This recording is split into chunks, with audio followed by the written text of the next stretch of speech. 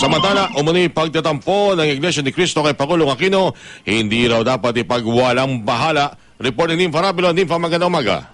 Magandang umaga, Orly. Hinimok ni Senator Antonio Trillanes ang Malacanang na huwag maliitin ang di umano ay paghihinanakit ng Iglesia ni Cristo sa Pinoy administration. Diin ni Trillanes kung sinusuyo ng gobyerno ang mga rebeldeng lumalaban dito, higit na dapat kausapin ang mga lehitimong samahan katulad ng religious organizations na di umano ay may sentimiento sa administrasyon. Paalaala ni Trillanes sa Malacanang kasama sa tungkulin ng mga namumuno sa bansa ang pag-aabot ng kamay nito sa iba't ibang sektor. Nakatakda mamayang hapon sa Quirino Grandstand ang malaking pagtitipon ng mga kasapi ng Iglesia ni Cristo. May ilang nagsasabi na mensahe ito ng Iglesia na dismayado ito sa pamamalakad ni Pangulong Noynoy.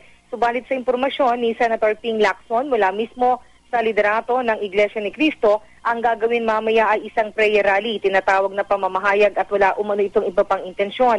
Ayon kay Lacson, ginarantiyahan ng INC leadership na taliwas sa pantahan ng ilan, walang anumang bahid politika ang magiging aktibidad mamaya sa Quirino Grandstand. Ang inyong kapuso, Nympha Rabelo, nagulat sa Super Balita sa Umaga, Nationwide.